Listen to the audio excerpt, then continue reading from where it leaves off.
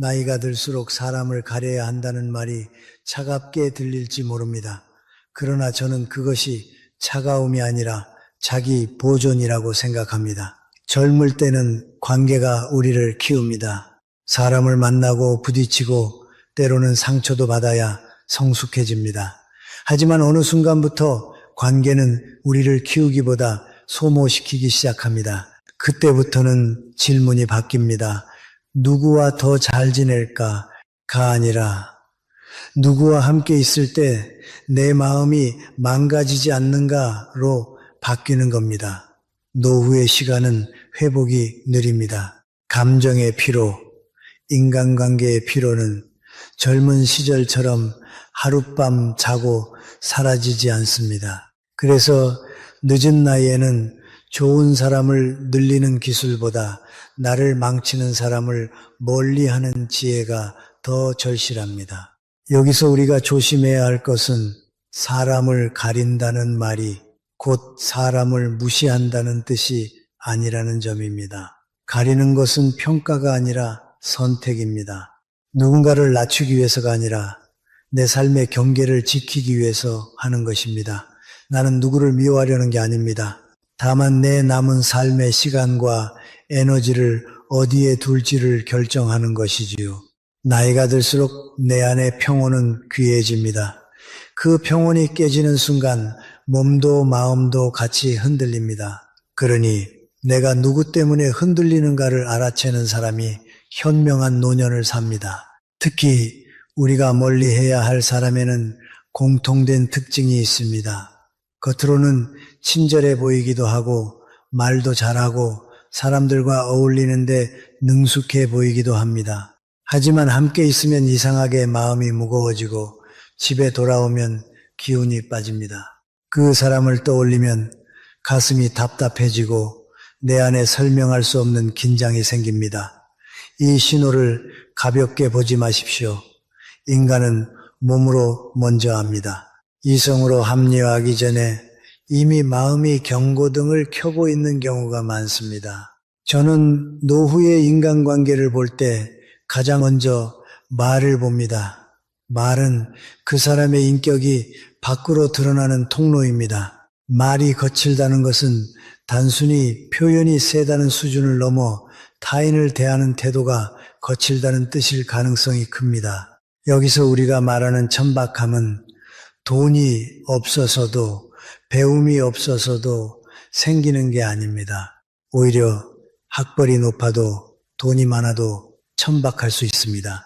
천박함은 한마디로 사람을 대하는 격이 낮은 상태입니다. 상대의 마음을 헤아리지 못하고 관계의 품위를 지키지 못하며 자기 감정과 이익을 위해 타인을 함부로 사용하는 습관입니다. 이런 사람과 가까이 지내면 내 삶의 품격이 서서히 무너집니다. 마치 깨끗한 물에 조금씩 흙탕물이 섞이듯이요. 첫 번째로 멀리해야 할 부류는 말로 사람을 깎아내리는데 익숙한 사람입니다.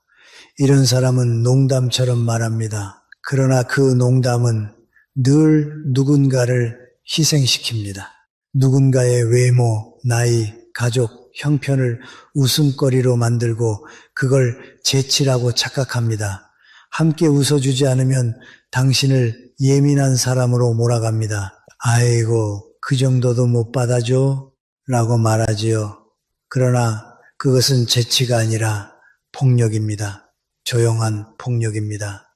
노후에 이런 폭력을 곁에 두면 마음이 마릅니다. 내가 스스로를 지키기 위해 침묵하는 시간이 늘어나고 결국 사람을 만나는 것 자체가 두려워집니다. 두 번째는 항상 남을 평가하고 판정하는 사람입니다. 사람을 만나면 먼저 등급을 매깁니다. 누구는 쓸모 있고, 누구는 별로고, 누구는 이용할 가치가 있고, 누구는 시간 낭비라고 여깁니다. 이런 사람은 자기 이야기를 잘 들어주는 사람을 좋아합니다. 그러나 그가 좋아하는 것은 당신이 아니라 당신의 반응입니다. 그들에게 관계는 대화가 아니라 거래입니다. 노후의 관계가 거래가 되면 삶이 삭막해집니다. 마음을 나눌 곳이 없어집니다. 당신이 힘든 날 그 사람은 그래서 뭐가 문제야? 라고 묻습니다. 공감이 아니라 분석을 하고 위로가 아니라 결론을 내립니다. 그 결론은 대개 당신을 탓하는 방향으로 흐릅니다. 네가 그렇게 했으니 그렇지. 이 말을 듣는 순간 당신은 내면에서 한 발 물러납니다. 그리고 그 물러남이 반복되면 결국 마음의 문이 닫힙니다. 세 번째는 늘 불평으로 대화를 채우는 사람입니다. 세상은 원래 불완전합니다. 불평할 일이 없을 수는 없습니다. 하지만 불평이 일상이 된 사람과 오래 있으면 나의 눈도 불평의 눈으로 변합니다.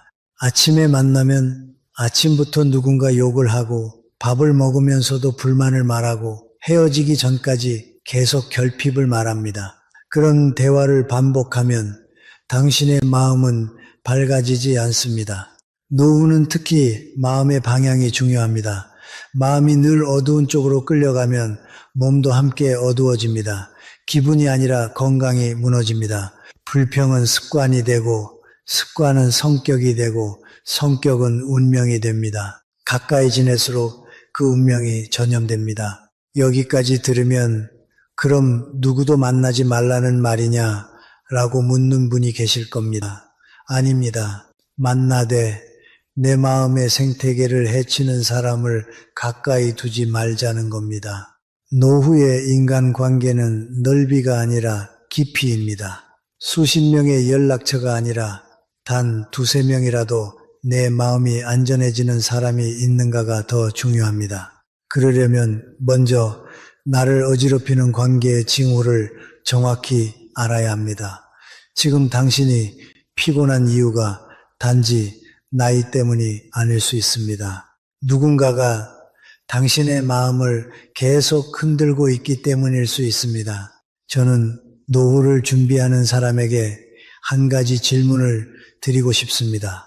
그 사람을 만나고 돌아온 날 당신의 표정은 어떻습니까? 웃고 있습니까? 아니면 얼굴이 굳어 있습니까? 마음이 편안합니까? 아니면 이유 없이 예민해져 있습니까? 몸은 정직합니다. 몸이 먼저 합니다. 그 신호를 무시하지 마십시오. 노후의 평온은 참는 것으로 지켜지지 않습니다. 정리하는 것으로 지켜집니다. 그리고 그 정리는 누군가를 버리는 게 아니라 내 삶을 살리는 선택입니다. 나이가 들수록 인간관계에서 가장 위험한 착각이 하나 있습니다. 참으면 언젠가 좋아지겠지. 젊을 때는 참는 것이 관계를 지켜주는 경우도 있습니다. 서로 미숙하니까요.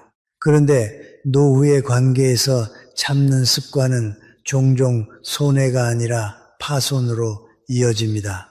마음이 조금씩 깨지고 자존감이 조금씩 닳습니다. 그리고 그때는 이미 늦습니다. 관계가 바뀌는 게 아니라 내가 망가져 있기 때문입니다. 저는 노년의 관계를 집에 비유합니다. 집은 누가 들어오느냐에 따라 분위기가 바뀝니다. 어떤 사람은 들어오면 공기가 따뜻해지고 어떤 사람은 들어오면 공기가 탁해집니다. 당신의 집에 늘 탁한 공기를 들고 오는 사람이 있다면 그 사람을 탓하기 전에 문을 열어준 자신을 먼저 돌아봐야 합니다.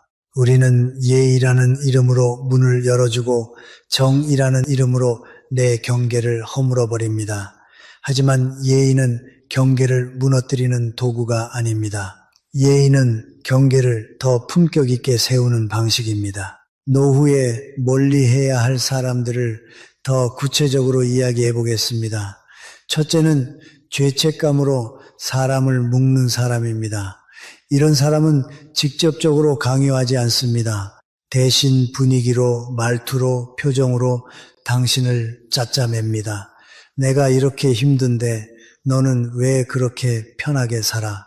너는 나를 이해 못하지? 네가 오면 내가 좀 살 것 같아. 이런 말들은 겉으로는 하소연 같지만 실제로는 상대에게 책임을 씌우는 말입니다. 처음에는 도와주고 싶은 마음이 듭니다. 그러나 시간이 지나면 당신은 도움이 아니라 의무를 하고 있는 자신을 발견합니다. 마음이 가벼워지기 위해 만난 관계가 오히려 더 무거운 짐이 됩니다. 둘째는 늘 비교로 당신을 흔드는 사람입니다. 누가 더 잘 사는지, 누가 더 인정받는지, 누가 더 성공했는지, 누가 더 효도하는지, 비교는 인간을 가장 빠르게 불행하게 만듭니다. 특히 노후에는 비교가 더 치명적입니다. 젊을 때는 아직 바꿀 수 있는 시간이 있습니다. 그러나 나이가 들수록 비교는 후회로 굳어집니다. 그런데 비교하는 사람 옆에 있으면 내 삶을 있는 그대로 받아들이기가 어려워집니다. 그 사람은 당신의 현재를 축하하지 않습니다. 당신의 현재를 순위로만 봅니다. 그렇게 되면 삶의 평안은 사라지고 마음속에 끝없는 결핍이 자랍니다. 셋째는 문제 해결보다 문제 만들기에 능한 사람입니다. 어디서든 갈등을 만듭니다. 사소한 말 한마디를 크게 만들고 작은 오해를 커다란 상처로 키웁니다. 왜 그럴까요?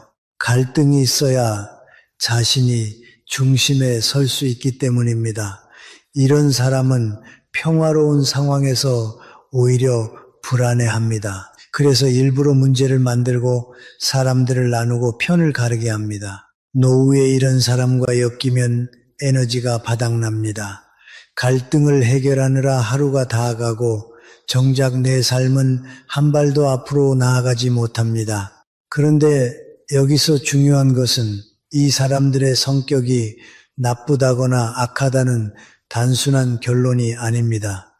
우리는 그들을 바꾸기 어렵습니다. 우리가 할 수 있는 것은 하나입니다. 거리 두기. 관계를 끊으라는 말이 아닙니다. 거리를 조절하라는 말입니다. 노후의 지혜는 끊는 용기와 조절하는 기술 사이에 있습니다.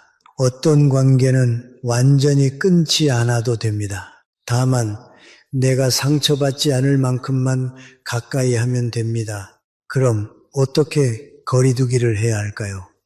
많은 분들이 여기서 막힙니다. 거리를 두면 미안하지 않나요? 상대가 상처받지 않나요? 이 질문이 바로 우리가 평생 길들여져 온 부분입니다. 우리는 늘 상대의 기분을 먼저 생각하도록 배웠습니다. 그런데 노후에는 순서가 바뀌어야 합니다. 내 마음의 안전이 먼저입니다. 내가 무너지면 아무도 책임져 주지 않습니다. 노후의 인간관계에서 미안함은 종종 조작되기도 합니다. 상대가 내 미안함을 이용해 나를 끌고 가는 경우가 있습니다. 그러니 미안함을 느끼는 순간 먼저 물어보십시오. 이 미안함이 건강한가? 아니면 이용당하는가? 거리두기의 첫 단계는 반응을 늦추는 것입니다. 즉시 답하지 마십시오. 즉시 달려가지 마십시오. 즉시 해결하려 들지 마십시오. 반응을 늦추면 상대의 진짜 의도가 보이기 시작합니다. 정말로 당신을 존중하는 사람은 당신의 속도를 존중합니다. 하지만 당신을 이용하는 사람은 당신이 즉시 반응하지 않을 때 불안해합니다. 그 불안이 공격으로 바뀌기도 합니다. 왜 이렇게 늦게 답해? 나를 무시하는 거야? 이때 확실히 알 수 있습니다. 그 사람은 당신을 사람으로 대하는 게 아니라 자기 필요를 채우는 도구로 대하고 있었다는 것을요. 둘째 단계는 대화의 주제를 관리하는 것입니다. 불평과 비교, 남 험담이 시작되면 그 흐름을 그대로 타지 마십시오. 맞장구를 치는 순간 당신도 그 문화에 들어갑니다. 그 얘기는 여기까지 합시다. 그 문제는 내가 판단하기 어렵습니다. 오늘은 좋은 이야기만 합시다. 이런 말이 처음에는 어색할 수 있습니다. 하지만 노후의 품격은 이런 말에서 시작됩니다. 품격 있는 사람은 경계를 세울 줄 아는 사람입니다. 셋째 단계는 만남의 빈도를 줄이는 것입니다. 관계는 양이 아니라 질입니다. 자주 만난다고 가까운 관계가 아닙니다. 오히려 자주 만날수록 갈등이 생기는 관계도 있습니다. 나는 혼자 있는 시간이 불편해서 사람을 찾았는데 그 사람을 만나고 나면 더 외로워지는 관계가 있지요. 그런 관계는 빈도를 줄이는 것이 답입니다. 한 달에 한 번이면 충분한 관계를 매주 만나며 소진할 필요는 없습니다. 여기서 혼자 있는 시간을 두려워하지 마십시오. 노후의 혼자는 실패가 아니라 선택입니다. 혼자는 고립이 아니라 정리가 될 수 있습니다. 혼자가 되어야만 들리는 목소리가 있습니다. 내 마음의 소리, 내 몸의 신호, 내 삶의 방향, 사람들 속에 있으면 그 소리가 묻힙니다. 그러나 혼자 있을 때 그 소리가 선명해집니다. 그래서 나이가 들수록 혼자가 필요합니다. 혼자는 내 삶을 회복시키는 공간입니다. 결국 노후의 인간관계는 한 문장으로 정리됩니다. 나를 지키는 관계만 남겨라. 나를 지키는 관계는 어떤 관계입니까? 만나고 나면 마음이 정돈되는 관계, 말이 지나간 뒤에도 존중이 남는 관계, 내 약함을 이용하지 않는 관계, 내 삶을 비교하지 않는 관계. 그런 관계는 많지 않습니다. 하지만 많을 필요도 없습니다. 그 몇 사람만으로도 노후는 충분히 따뜻해집니다. 당신이 오늘부터 할 일은 거창하지 않습니다. 내 마음을 무겁게 만드는 사람을 떠올려 보십시오. 그리고 다음 만남을 조금 늦추십시오. 답장을 조금 늦추십시오. 만남의 빈도를 조금 줄이십시오. 그것이 노후의 평온을 되찾는 첫 걸음입니다. 노후의 인간관계에서 가장 무서운 것은 나쁜 사람이 아닙니다. 더 무서운 것은 나를 조용히 소모시키는 관계를 당연한 일상으로 착각하는 것입니다. 사람은 큰 상처 하나로 무너지기도 하지만 작은 상처가 매일 반복되면 더 쉽게 무너집니다. 노후에는 그 작은 상처가 회복되지 않습니다. 젊을 때는 밤새 자고 일어나면 어느 정도 풀립니다. 그러나 나이가 들면 마음의 피로가 몸으로 내려옵니다. 잠이 얕아지고 소화가 안 되고 이유 없이 기운이 떨어집니다. 그때 우리는 병원만 찾습니다. 물론 병원은 필요합니다. 하지만 원인이 관계라면 약으로 해결되지 않습니다. 그래서 오늘은 노후의 관계를 정리하는 기술을 더 깊게 이야기하겠습니다. 정리는 냉정함이 아니라 지혜입니다. 끊어내는 것이 아니라 흘러넘치지 않게 조절하는 것입니다. 노후의 삶은 물이 담긴 그릇과 같습니다. 젊을 때는 그릇이 커서 조금 흔들려도 괜찮았습니다. 하지만 노후에는 그릇이 작아집니다. 에너지, 시간, 인내심이 줄어듭니다. 이 작은 그릇에 계속 쓸데없는 물을 부으면 어떻게 됩니까? 넘칩니다. 그리고 넘치는 순간 가장 먼저 젖는 것은 내 마음입니다. 먼저 관계를 정리하기 전에 꼭 점검해야 할 기준이 있습니다. 이 사람을 만나고 나면 나는 어떤 사람이 되는가?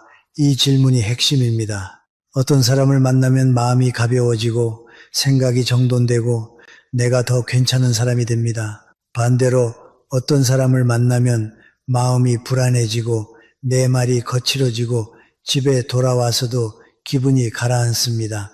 노후에는 후자를 줄여야 합니다. 인간관계는 선택이지 의무가 아닙니다. 특히 노후에는 더 그렇습니다. 그런데 많은 분들이 이렇게 말합니다.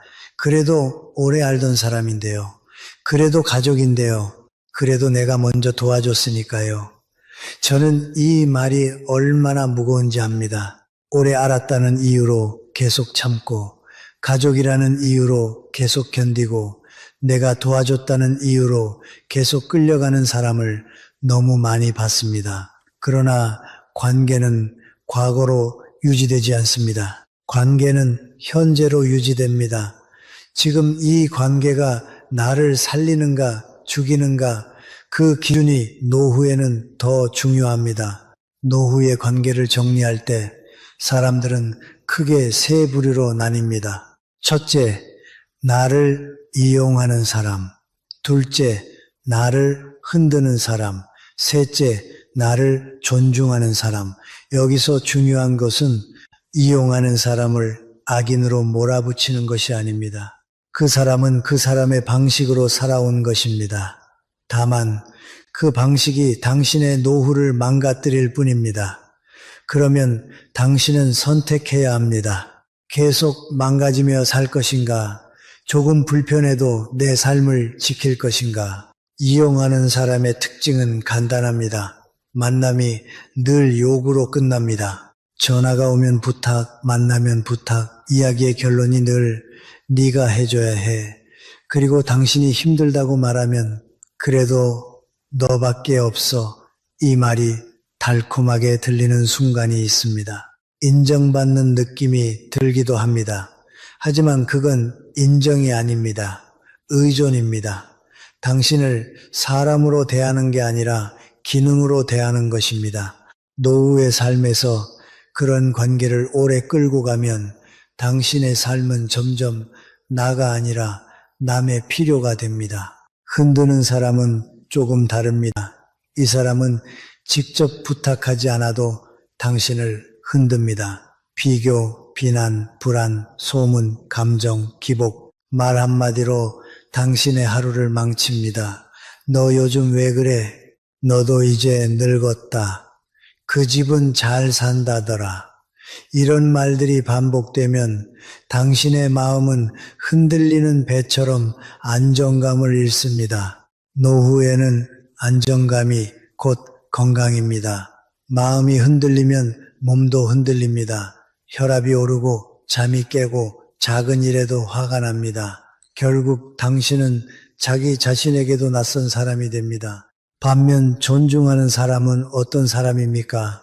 당신의 경계를 인정합니다. 당신의 속도를 존중합니다. 당신이 어렵다고 말하면 그럼 다음에라고 말할 줄 압니다. 대화 속에서 당신을 비교하지 않고 당신의 삶을 깎아내리지 않습니다. 이런 사람과의 관계는 많지 않습니다. 그러나 노후에는 많을 필요도 없습니다. 한두 사람만 있어도 충분합니다. 노후는 관계의 숫자가 아니라 관계의 질로 행복이 결정됩니다. 그럼 실제로 어떻게 정리해야 할까요? 저는 3가지 실천을 권합니다. 첫째, 답장의 속도를 늦추십시오. 관계에서 끌려가는 사람들의 공통점은 반응이 빠르다는 것입니다. 부탁이 오면 바로 움직이고 연락이 오면 바로 답합니다. 그 습관이 상대에게 신호를 줍니다. 이 사람은 언제든 움직인다. 그러면 요구는 더 커집니다. 답장을 늦추면 상대가 불편해할 수 있습니다. 하지만 그 불편함이 바로 정상입니다. 그동안 당신이 비정상적으로 너무 빨리 움직였던 것입니다. 답장을 늦추는 것은 무례가 아니라 균형입니다. 둘째, 거절을 연습하십시오. 거절은 싸움이 아닙니다. 거절은 경계입니다. 거절을 못하는 사람은 결국 자기 삶을 잃습니다. 거절의 문장은 길 필요가 없습니다. 이번엔 어렵습니다. 지금은 힘듭니다. 그건 제가 할 일이 아닙니다. 설명을 길게 하면 죄책감이 따라붙습니다. 짧게 말하십시오. 경계를 세우는 사람은 오히려 존중받습니다. 반대로 경계가 없는 사람은 쉽게 이용당합니다. 셋째, 만남의 빈도를 줄이고 만남의 목적을 바꾸십시오. 의미 없는 만남은 노후를 소모시킵니다. 그냥 습관적으로 만나는 사람, 만나면 불평만 하는 사람, 만나면 남 이야기만 하는 사람, 그런 만남은 오히려 당신의 마음을 더 늙게 만듭니다. 만남의 목적을 바꾸십시오. 건강을 위해 걷는 만남, 책 이야기를 하는 만남, 서로의 삶을 응원하는 만남. 목적이 바뀌면 관계의 질도 바뀝니다. 목적을 바꿔도 계속 불편한 관계라면 그때는 줄여야 합니다. 그리고 마지막으로 꼭 기억해야 할 말이 있습니다. 노후에는 사람을 잃는 게 아니라 나를 찾는 것이다. 어떤 관계를 정리하면 외로워질까 두려워합니다. 하지만 사실은 반대입니다. 소모시키는 관계를 정리하면 내 안에 여유가 돌아옵니다. 혼자 있는 시간이 두렵지 않게 됩니다. 내 하루가 조용히 정돈됩니다. 그때 비로소 알게 됩니다. 외로움은 사람이 없어서 오는 게 아니라 나를 잃었을 때 오는 것이라는 것을요. 오늘부터 이렇게 해보십시오. 당신의 에너지를 갉아먹는 관계를 떠올리고 그 관계에서 반응을 한 박자 늦추십시오. 그리고 그 빈자리에 나의 시간을 넣으십시오. 산책을 하십시오. 잠을 더 자십시오. 마음이 편해지는 사람에게 연락하십시오. 노후는 남을 위해 살아온 시간의 끝이 아니라 나를 위해 살아야 하는 시간의 시작입니다. 노후의 관계 정리를 이야기하면 많은 분들이 마지막에 이런 질문을 하십니다. 그럼 나는 결국 혼자가 되는 겁니까? 저는 이 질문이 참 솔직하다고 생각합니다. 사람은 누구나 두려움을 갖습니다. 특히 나이가 들수록 혼자 남는 것이 두려워집니다. 그런데 우리가 두려워하는 것은 진짜 혼자가 아닙니다. 나를 이해해주는 사람이 없는 상태를 두려워하는 것입니다. 다시 말해 사람의 숫자가 아니라 마음의 연결이 문제입니다. 노후의 행복은 바로 그 연결을 어떻게 만들고 어떻게 지키느냐에 달려 있습니다. 그래서 오늘은 관계를 줄이는 법이 아니라 관계를 바꾸는 법을 말씀드리겠습니다. 끊어내는 것만으로는 인생이 좋아지지 않습니다. 잘못된 관계를 비우면 반드시 올바른 관계를 채워야 합니다. 그 채움이 없으면 허전함이 다시 옛 관계를 부릅니다. 결국 다시 같은 사람에게 끌려가게 됩니다.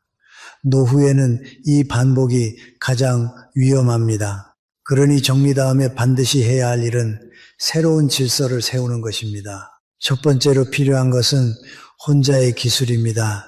혼자는 고립이 아닙니다.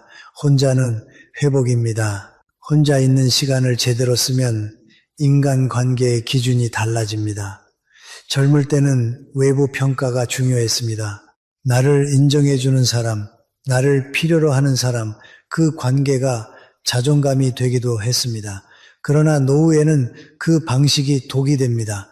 필요함으로 존재를 증명하려 하면 끝없이 소모됩니다. 대신 나는 지금 내 마음을 돌볼 수 있는가가 기준이 되어야 합니다. 혼자는 그 기준을 세우는 훈련입니다. 혼자의 기술은 거창한 것이 아닙니다. 하루에 30분만 조용히 앉아 보십시오. 스마트폰을 내려놓고 누구의 목소리도 듣지 말고 내 마음의 소리를 듣는 것입니다. 처음에는 불안합니다. 빈 공간이 크게 느껴집니다. 그런데 시간이 지나면 알게 됩니다. 그 빈 공간이 사실은 나였다는 것을요. 우리는 평생 그 공간을 남의 말과 남의 욕으로 채워왔습니다. 노후에는 그 공간을 되찾아야 합니다. 그래야 사람을 만나도 흔들리지 않습니다. 두 번째로 필요한 것은 작은 공동체입니다. 노후에 필요한 관계는 많지 않습니다. 오히려 작고 단단해야 합니다. 여기서 중요한 것은 혈연이냐, 지연이냐, 학연이냐가 아닙니다. 나의 속도를 존중하는 사람과 나의 삶을 응원하는 사람이 기준입니다. 작은 공동체는 꼭 새로운 친구를 만들라는 뜻이 아닙니다. 이미 옆에 있을 수도 있습니다. 동네에서 인사하던 사람, 함께 걷던 사람, 책을 좋아하는 사람, 조용히 마음이 통하던 사람, 그 관계를 조금 더 깊게 만드는 것이 시작입니다. 작은 공동체를 만들 때는 원칙이 필요합니다. 첫째, 불평만 하는 모임은 피하십시오. 불평은 전염됩니다. 둘째, 비교가 많은 모임은 줄이십시오. 비교는 자존감을 갉아먹습니다. 셋째, 서로의 사생활을 캐묻는 모임은 위험합니다. 노후의 관계는 편안함이 우선입니다. 긴장 속에서 유지되는 관계는 결국 당신의 건강을 빼앗습니다. 세 번째로 필요한 것은 가족 관계의 재설계입니다. 가족은 가장 가까운 관계지만 동시에 가장 상처가 깊은 관계가 되기도 합니다. 특히 노후에는 자녀 문제, 재산 문제, 역할 문제로 갈등이 커집니다. 그래서 가족 관계는 감정으로만 유지하면 안 됩니다. 구조가 있어야 합니다. 그 구조의 핵심은 단 하나입니다. 기대치를 낮추고 규칙을 명확히 하는 것. 자녀에게 기대가 크면 실망도 큽니다. 내가 너를 얼마나 키웠는데 너는 왜 이 정도도 못하니? 이런 마음이 쌓이면 결국 부모도 자녀도 서로를 피곤하게 만듭니다. 노후의 부모는 자녀의 삶을 대신 살 수 없습니다. 그리고 자녀도 부모의 외로움을 전부 책임질 수 없습니다. 그러니 규칙이 필요합니다. 연락의 빈도, 방문의 방식, 경제적 도움의 원칙, 명절의 기준, 감정이 폭발하기 전에 구조를 만들면 갈등이 줄어듭니다. 또 하나 중요한 것은 내가 할 수 있는 일과 할 수 없는 일을 구분하는 것입니다. 노후의 가장 큰 착각은 가족이면 다 이해해 줄 것이다입니다. 가족도 사람입니다. 가족도 각자의 욕망과 한계가 있습니다. 그러니 가족에게서 모든 위로와 인정과 관심을 받으려 하면 반드시 실망합니다. 가족은 가족의 역할만 하게 두고 나머지 정서적 안정은 다른 통로에서 얻어야 합니다. 책, 산책, 취미, 신앙, 작은 공동체 이런 것들이 분산되어야 노후가 안정됩니다. 네 번째로 필요한 것은 관계의 언어를 바꾸는 것입니다. 노후의 관계는 말로 무너지고 말로 살아납니다. 특히 가족이나 오래된 관계에서는 말이 습관이 되어 있습니다. 무심코 던진 말이 상처가 됩니다. 그러니 관계를 정리하는 사람은 말부터 바꿔야 합니다. 제가 권하는 언어는 세 가지입니다. 첫째, 나는 이렇게 느낍니다. 비난 대신 감정을 말하는 것입니다. 너는 왜 그래? 대신 나는 그 말이 힘듭니다. 둘째, 지금은 어렵습니다. 거절을 감정이 아니라 상황으로 표현하는 것입니다. 셋째, 고맙습니다. 하지만 나는 이렇게 하겠습니다. 감사와 경계를 함께 말하는 것입니다. 이 세 문장만 익혀도 관계가 덜 다칩니다. 마지막으로 노후의 관계를 바꾸는데 가장 중요한 태도가 있습니다. 그것은 죄책감을 내려놓는 것입니다. 많은 분들이 관계를 정리하면 죄인이 된 것처럼 느낍니다. 특히 착한 사람일수록 그렇습니다. 그러나 노후에는 착함이 아니라 지혜가 필요합니다. 죄책감 때문에 계속 희생하면 결국 당신의 남은 시간은 남의 욕구를 채우는 데 쓰입니다. 당신이 무너진 뒤에는 아무도 책임지지 않습니다. 결국 책임은 당신이 집니다. 그러니 스스로를 지키는 선택을 하십시오. 그것은 이기심이 아니라 생존입니다. 정리해 보겠습니다. 노후의 관계 정리는 사람을 버리는 일이 아닙니다. 나를 지키는 질서를 세우는 일입니다. 혼자의 기술로 중심을 세우고 작은 공동체로 따뜻함을 채우고 가족 관계를 구조로 재설계하고 말의 습관을 바꾸고 죄책감을 내려놓는 것, 이것이 노후를 단단하게 만드는 길입니다. 오늘 당신에게 하나만 권하겠습니다. 지금 가장 부담스러운 관계를 떠올리십시오. 그리고 그 관계에서 당신이 늘 하던 즉각적인 반응을 멈추십시오. 한 박자 쉬고 내 마음을 먼저 확인하십시오. 그 작은 멈춤이 노후의 삶을 바꾸는 첫 걸음이 됩니다. 노후의 관계를 정리하고 다시 세우는 과정에서 마지막에 반드시 넘어야 할 산이 하나 있습니다. 내 마음속의 미련입니다. 사람을 끊지 못하는 이유는 상대가 강해서가 아닙니다. 내 안에 남은 미련이 강하기 때문입니다. 더 정확히 말하면 저 사람이 바뀌어주지 않을까라는 기대가 남아있기 때문입니다. 그런데 인생에서 가장 큰 낭비는 바뀌지 않는 사람을 기다리며 내 시간을 태우는 일입니다.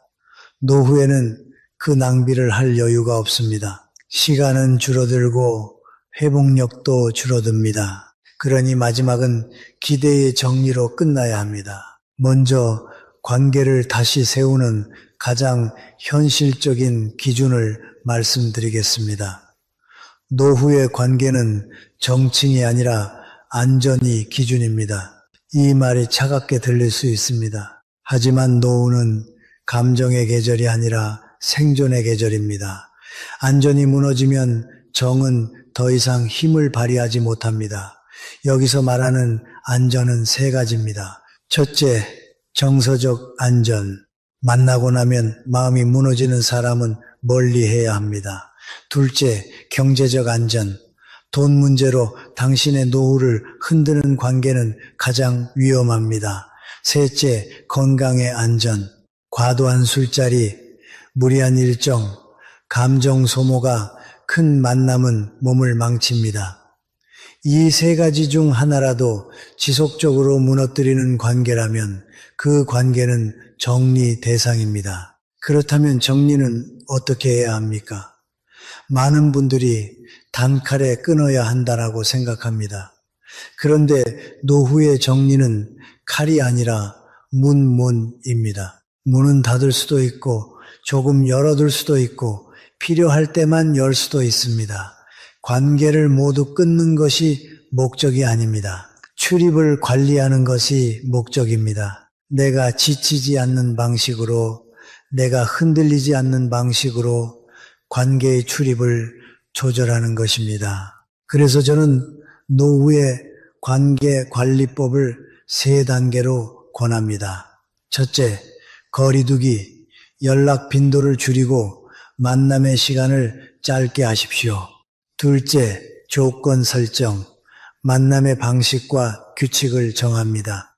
예를 들어 돈 이야기는 하지 않는다, 술자리는 가지 않는다, 밤늦게 전화는 받지 않는다. 셋째, 최종 정리, 조건을 계속 무너뜨리는 사람이 있다면 그때는 문을 닫아야 합니다. 이 순서가 중요합니다. 감정으로 끊으면 후회가 커지고 미련이 남습니다. 구조로 정리하면 마음이 덜 흔들립니다. 여기서 가장 많은 분들이 걸리는 부분이 미안함입니다. 특히 오래 알고 지낸 사람, 친척, 가족에게는 더 그렇습니다. 그러나 미안함과 책임을 구분해야 합니다. 미안하다고 해서 내 노후를 희생할 의무는 없습니다. 미안함은 감정입니다. 책임은 계약입니다. 가족이라고 해서 당신의 인생을 무한정 요구할 권리는 없습니다. 친척이라고 해서 당신의 돈과 시간을 당연히 가져갈 권리는 없습니다. 관계는 정으로 시작하지만 노후에는 경계로 유지됩니다. 그럼에도 마음이 약해질 때가 있습니다. 그때는 한 문장을 기억하십시오. 내가 무너지면 그 누구도 나를 대신 살아주지 않는다. 이 문장은 냉정하지만 가장 현실적인 진실입니다. 노후에는 내가 나를 지켜야 합니다. 그리고 내가 나를 지킬 때 오히려 주변 사람도 나를 존중하기 시작합니다. 사람은 경계를 가진 사람을 함부로 대하지 못합니다. 경계가 없는 사람에게만 쉽게 기대고 쉽게 요구합니다. 이제 관계를 채우는 이야기로 넘어가겠습니다. 정리만 하면 삶이 비어버립니다. 빈자리가 불안하면 사람은 다시 과거로 돌아갑니다. 그래서 노후에는 좋은 루틴이 관계를 대신해줘야 합니다. 루틴이 없으면 외로움이 관계를 부릅니다. 루틴이 있으면 외로움이 지나갑니다. 노후에 좋은 루틴은 복잡할 필요가 없습니다.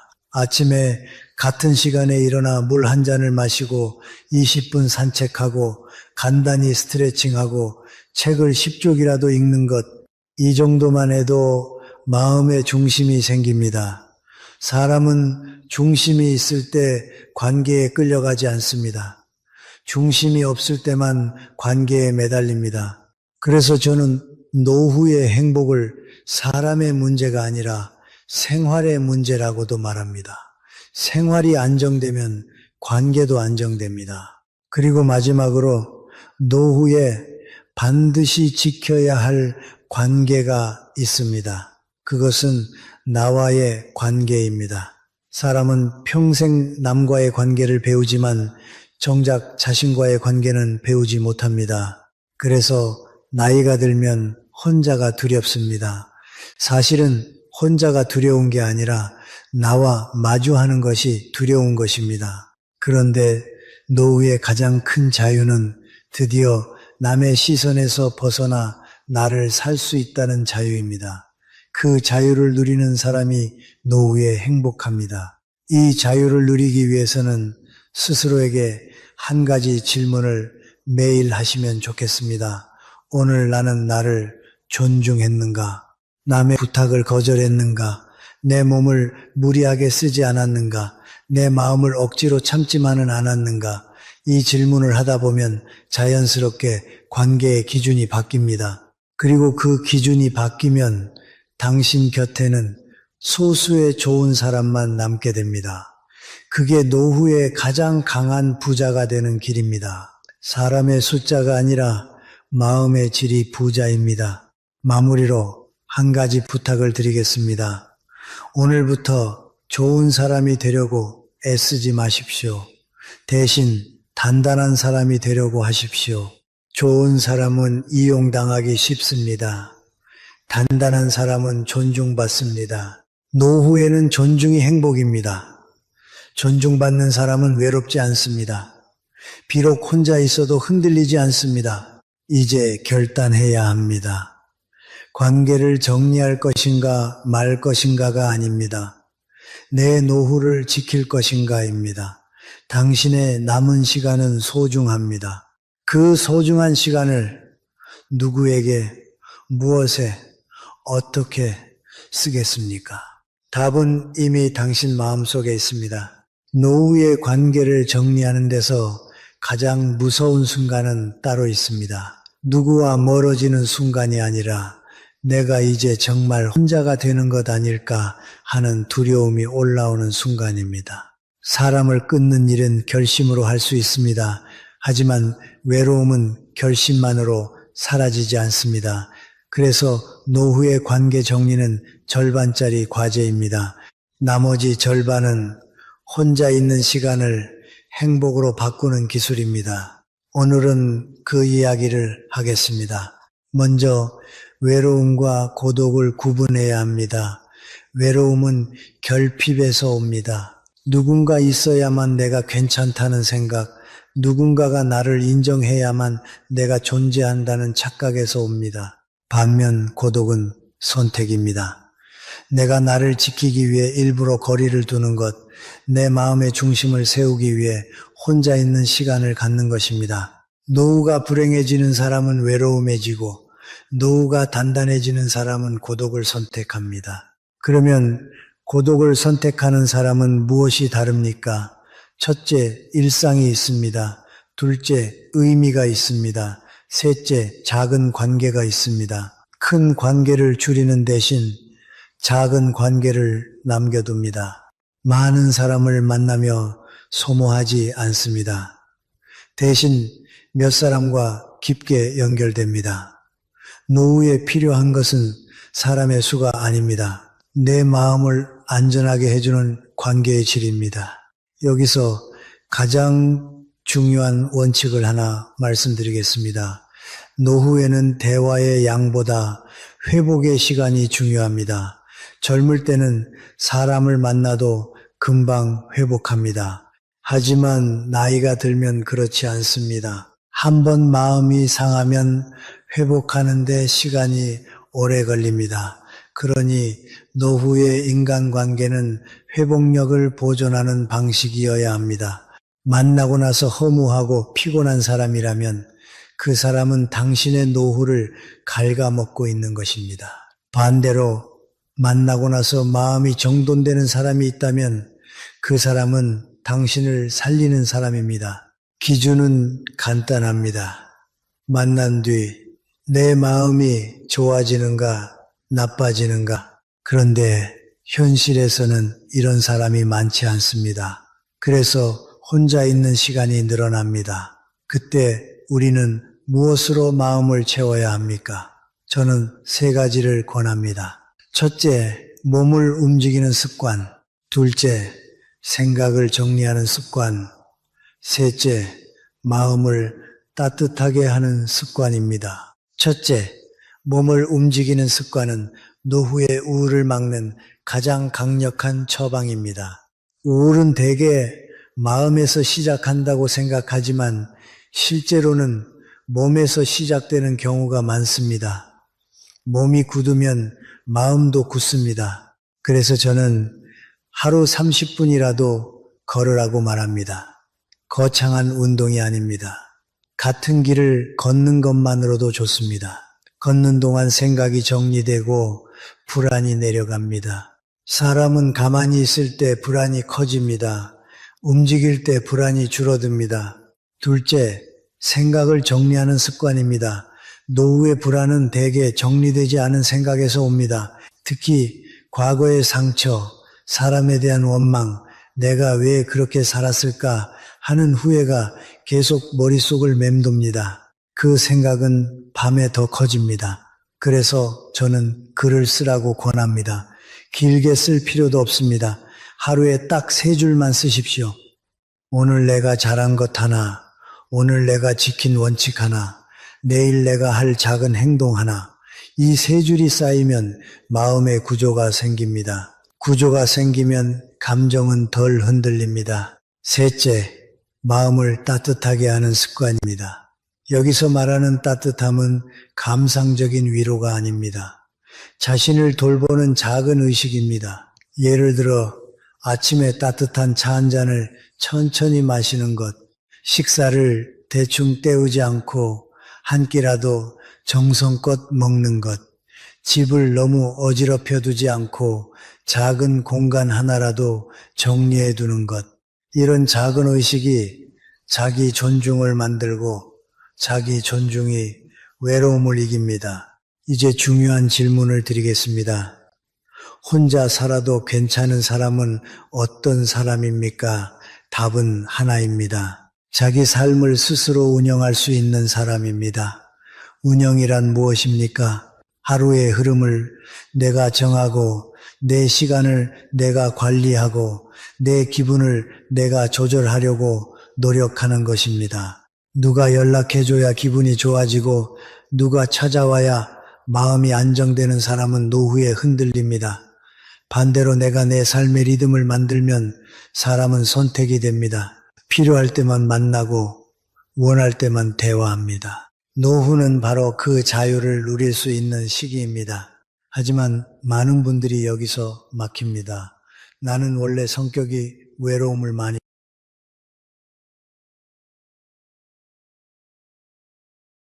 요즘 밤잠 설치시는 일 많으시죠? 60살이 넘어서면 정말 걱정이 한둘이 아니에요. 건강은 어떻게 될지, 돈은 얼마나 더 필요할지, 자녀들한테는 부담 주고 싶지 않은데 혹시 나중에 손 벌려야 하는 건 아닌지 이런 마음 저는 정말 잘 압니다. 평생 성실하게 사셨는데 왜 이런 걱정을 해야 하나 싶기도 하고 남들은 다들 여유로워 보이는데 나만 이런 건 아닌가 하는 생각도 드시고요. 그런데 알고 보면 진짜 위협은 전혀 다른 데 있습니다. 나쁜 마음으로 사기치려는 사람들이 아니라 주변에 좋은 사람들, 가족들, 지인들 때문에 자기도 모르게 소중한 노후 자금을 잃게 되는 경우가 훨씬 많답니다. 그때 좀 더 단호했으면 마음만 앞서서 성급하게 결정했네. 이런 후회를 하지 않으셨으면 하는 마음으로 오늘 정말 솔직한 이야기를 나눠보려고 해요. 혹시 지금 비슷한 고민 중이시거나 주변에서 뭔가 권유받고 계신다면 꼭 끝까지 들어보세요. 여러분의 소중한 노후를 지키는데 조금이라도 도움이 되었으면 좋겠어요. 소중한 구독과 좋아요 부탁드리며 시작하겠습니다. 혹시 주변에서 이런 이야기 들어보신 적 있으세요? 우리 이웃집 아저씨가 갑자기 집을 팔더라. 옆집 할머니가 요즘 많이 힘들어 보이시던데 이런 말들 말이에요. 요즘 정말 많은 분들이 조용히 어려워지고 계세요. 2024년 통계를 보면 개인 파산 신청하시는 분들 중에 60대가 가장 많다고 해요. 그것도 39.6%나 된다고 하더라고요. 그런데 이분들이 원래 계획성이 없으셨던 분들일까요? 아니에요. 대부분 우리와 똑같이 성실하게 사셨던 분들이에요. 자녀 교육시키고 집 마련하고 부모님 모시고 그러다 보니 정작 본인 노후는 나중에 생각하자 하면서 미뤄두셨던 거죠. 그런데 막상 나이가 드니까 어떠세요? 돈 나갈 곳은 여전히 많은데 들어오는 건 줄어들잖아요. 생각해 보세요. 젊었을 때는 월급이 들어왔는데 이제는 연금이 전부예요. 그런데 살아가는데 드는 돈은 크게 줄지 않았잖아요. 오히려 병원비 같은 건 더 늘어나고요. 아직 일할 수 있으니까 괜찮아 하시는 분들도 계실 텐데, 솔직히 말씀드리면 70대 넘어서 할 수 있는 일이 많지 않아요. 몸도 예전 같지 않고 일자리도 쉽게 찾기 어렵고 그래서 결국 그동안 모아놓으신 돈을 조금씩 꺼내 쓰게 되는 거예요. 처음엔 괜찮겠지 했는데 생각보다 빨리 줄어들어서 깜짝 놀라시는 분들이 많아요. 문제는 이 소중한 돈이 꼭 필요한 것이 아닌 예상하지 못한 곳으로 나간다는 거예요. 지금부터 정말 조심해야 할 지출이 어디에 있는지를 하나씩 함께 짚어보려 합니다.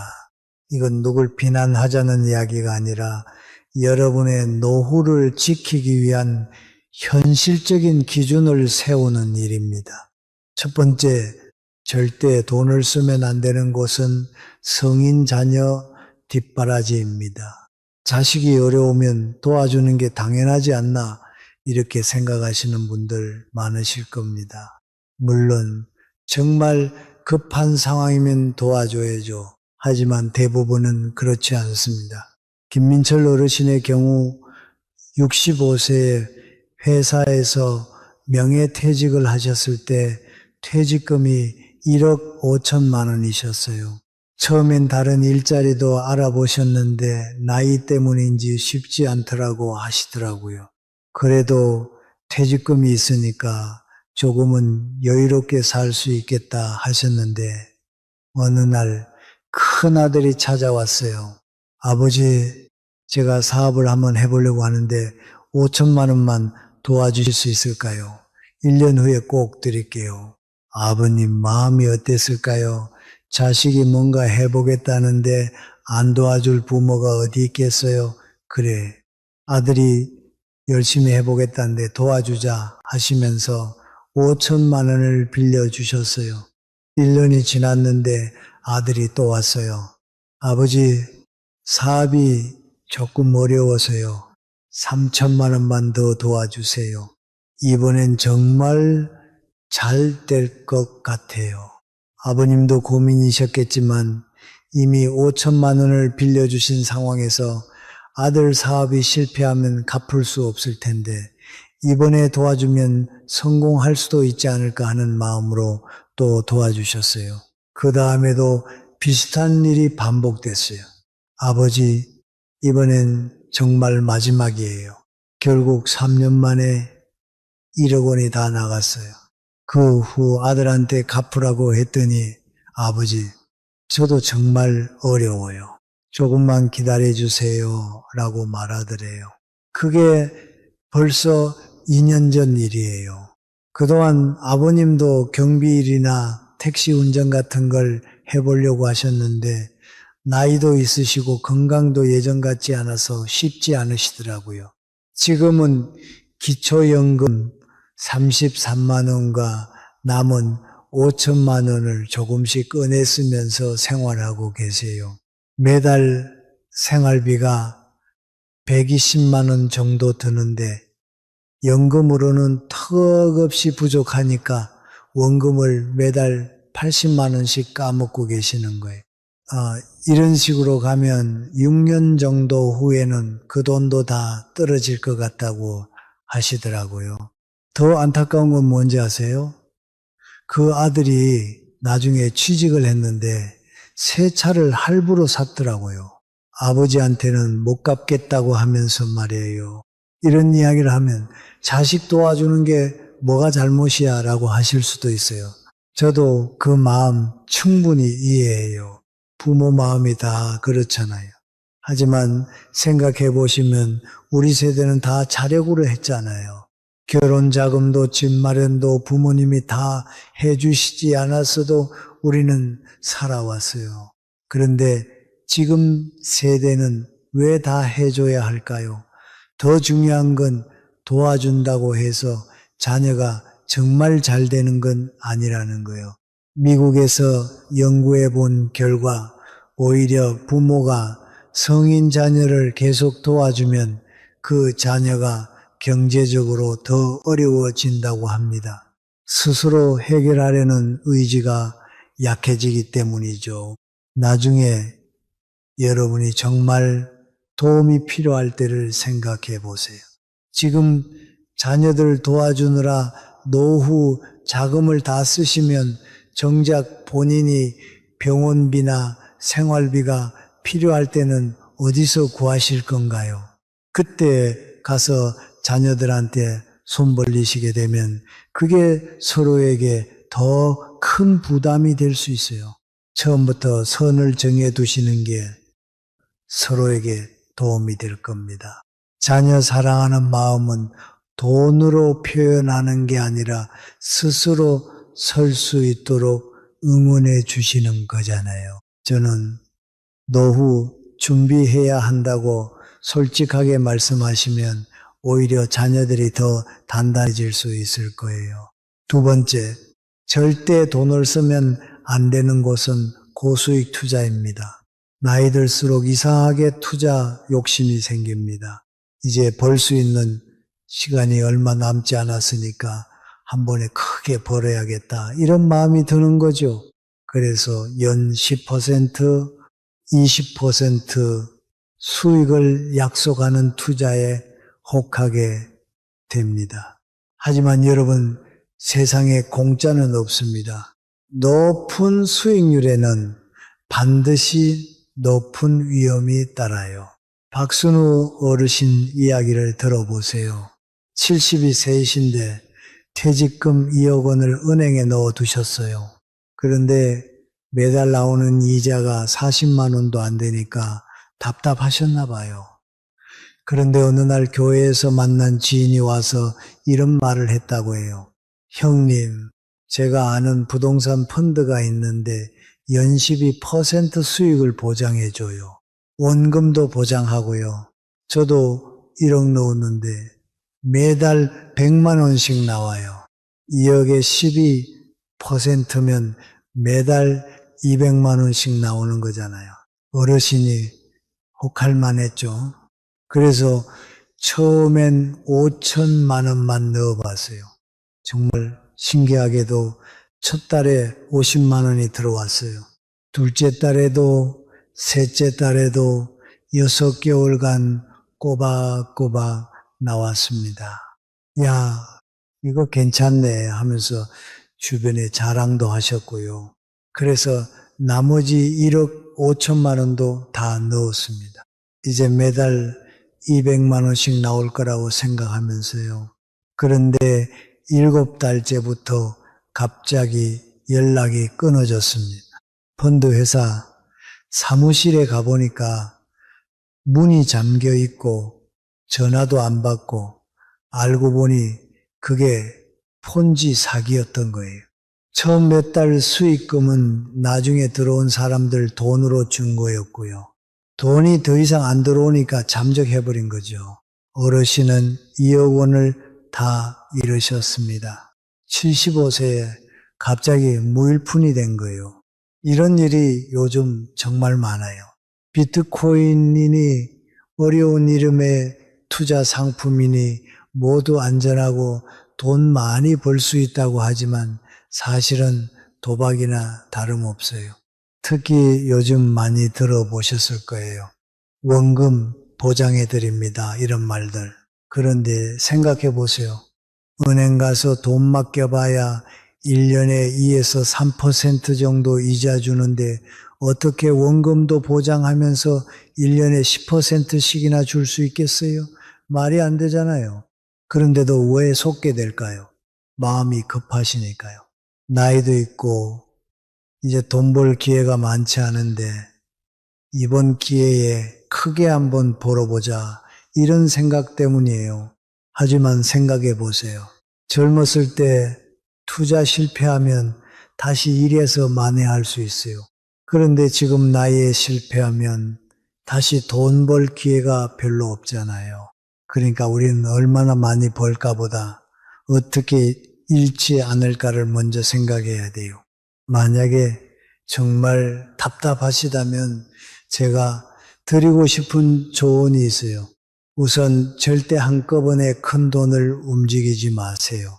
투자를 해보고 싶으시다면 은행에 가서 적금이나 예금 말고 안전한 다른 상품 없나요? 라고 물어보세요. 그러면 은행에서 추천해 주는 안전한 상품들이 있어요. 국채나 안전한 펀드 같은 것들요. 그것도 처음에는 아주 적은 돈으로 해보시고 익숙해지면은 조금씩 늘려가시는 거예요. 절대 전화나 인터넷으로 하지 마시고 반드시 은행 창구에 직접 가서 상담받으세요. 가장 중요한 건 이거예요. 지금 나이에는 돈을 잃지 않는 것이 돈을 많이 버는 것보다 훨씬 중요해요. 조금 적게 벌더라도 안전하게 가시는 게 답이에요.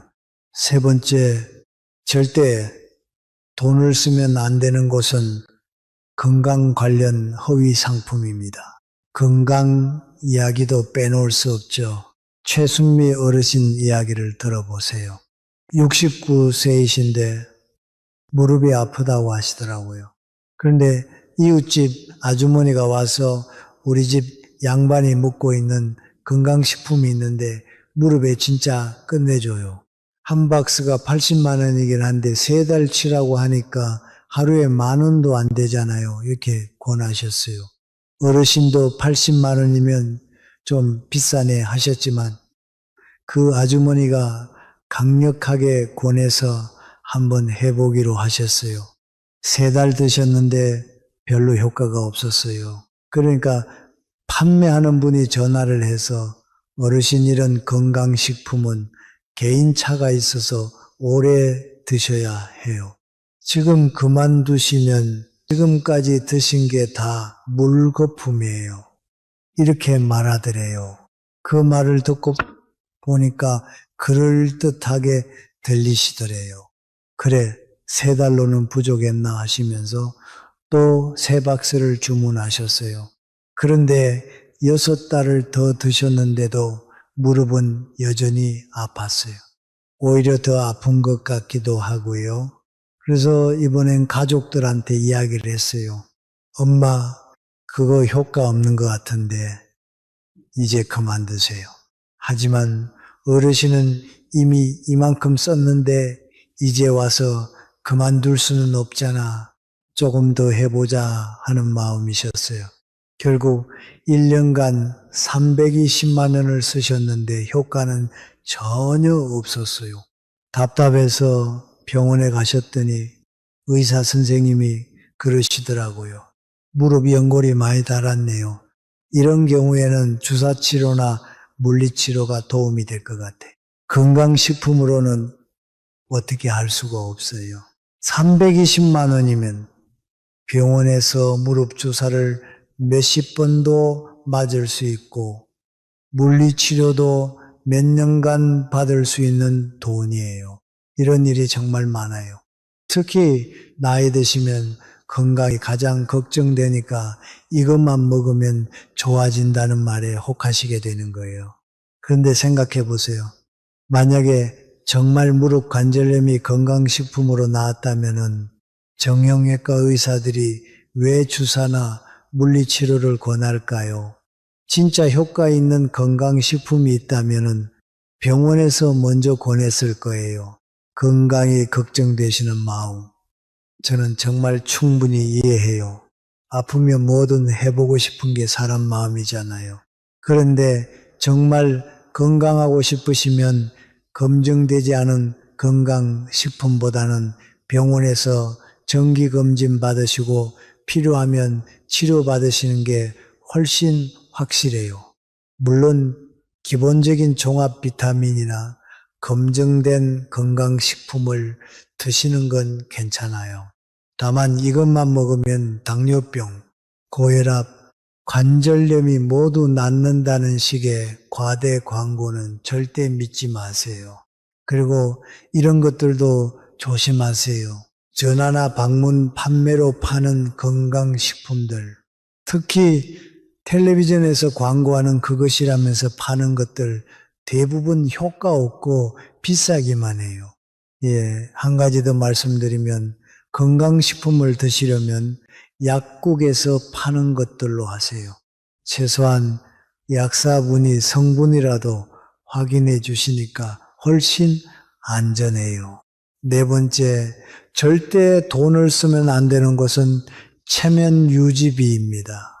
저는 이 동네에서 몇십 년 살았는데 이제 와서 쪼들리는 모습을 보일 수 없다.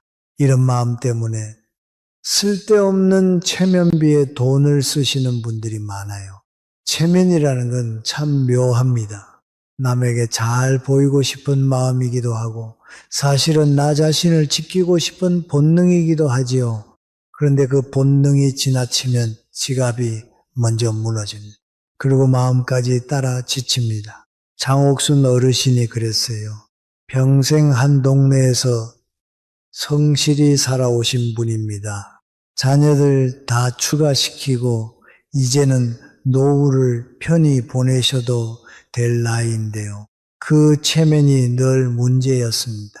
동창 모임에 나가면 한 번에 30만 원은 기본으로 나갔습니다.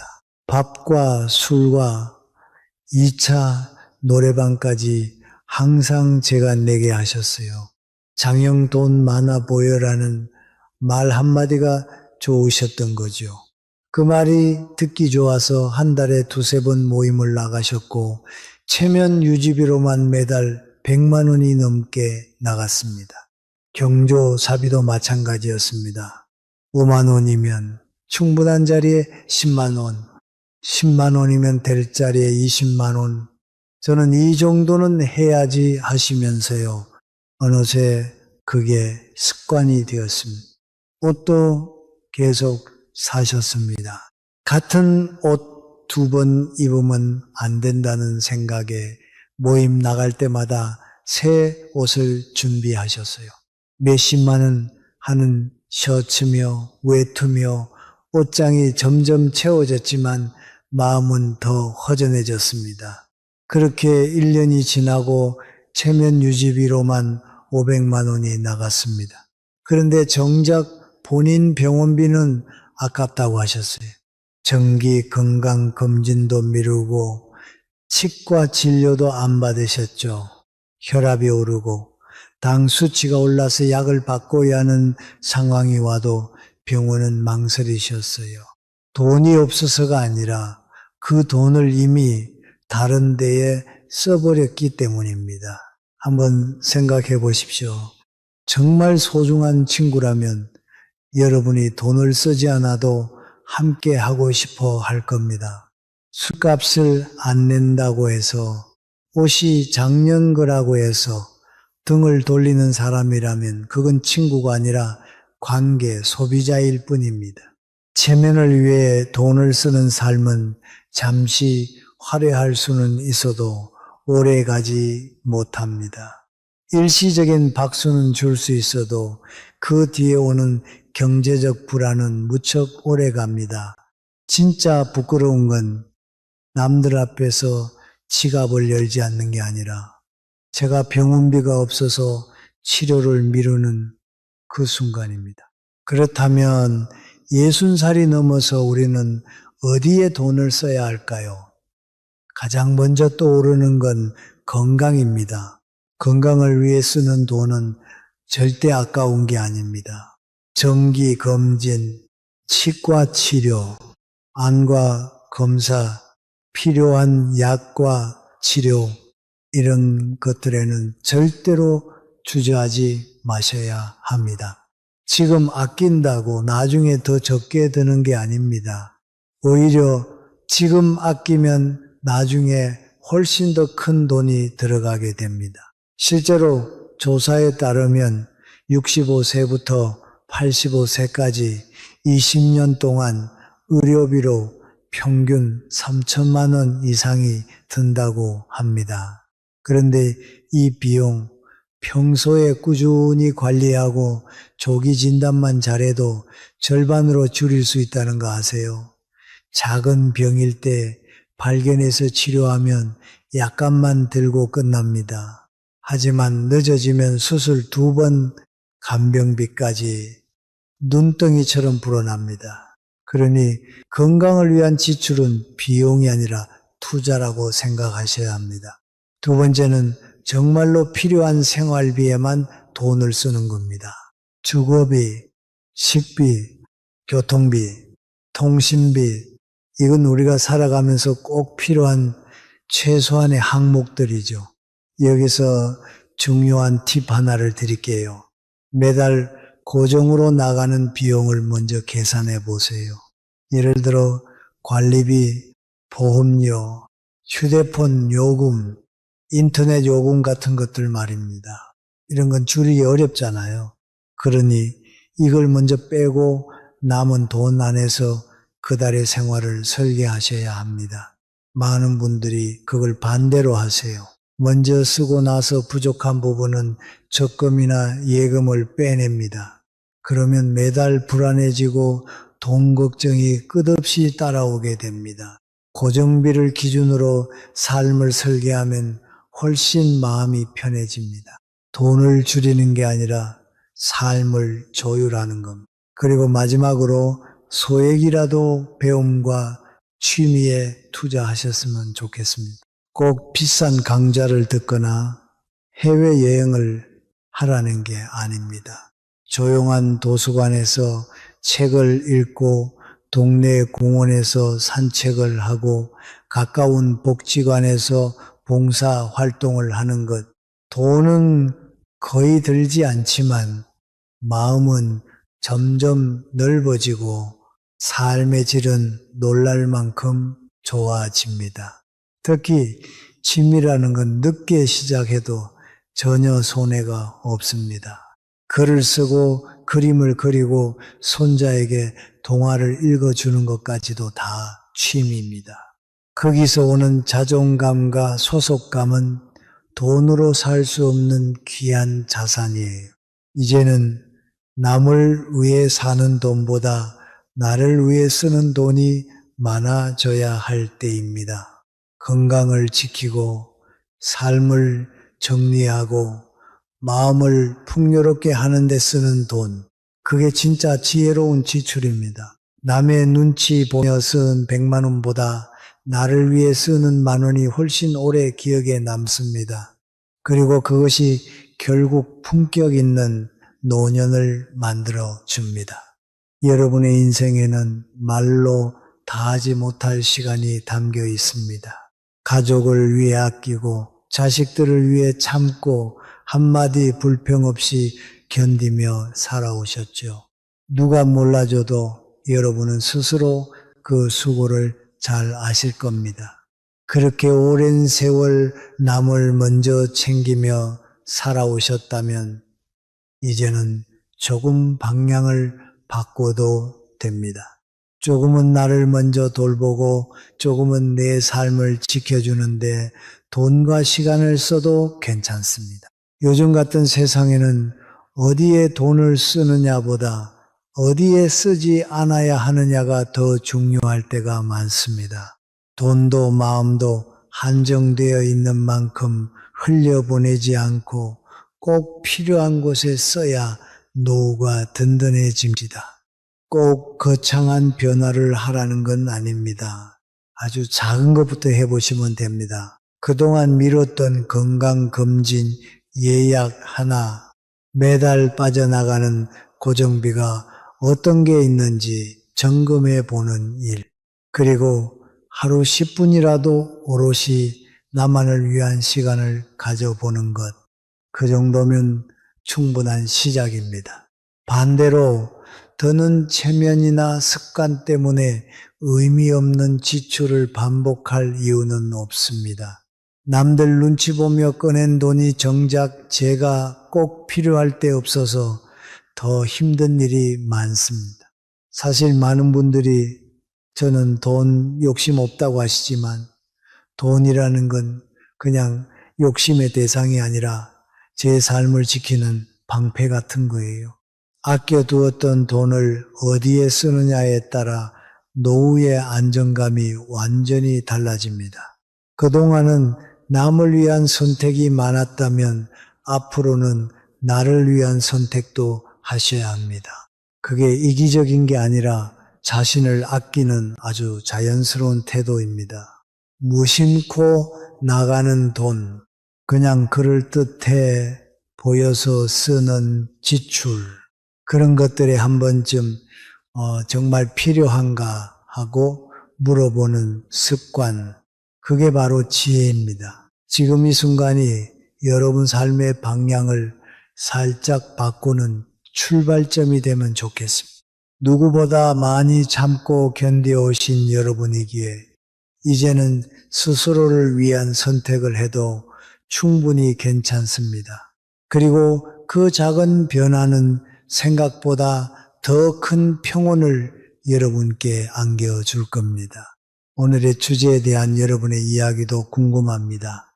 댓글이 소통의 창이 되면 좋겠습니다. 그리고 이어서 다음 주제를 나누고자 합니다. 나이 들수록 절대로 이 5사람과는 친구로 지내지 마세요. 나만 바보 됩니다. 상처받지 마세요. 지옥이 따로 있나? 바로 사람이 지옥이지. 프랑스 철학자 사르트르가 남긴 이 말이 요즘 따라 왜 이리도 가슴에 와 닿을까요? 사람이 사람으로 인해 사는 세상이지만 때로는 사람 때문에 마음이 산산이 부서지는 날들이 있습니다. 나이가 들수록 인간관계는 더욱 예민하게 다가옵니다. 말 한마디에 마음이 무너지고 무심한 행동 하나에도 깊이 상처를 받습니다. 특히 가까운 사람일수록 그 말과 행동이 오래 남아 쉽게 지워지지 않습니다.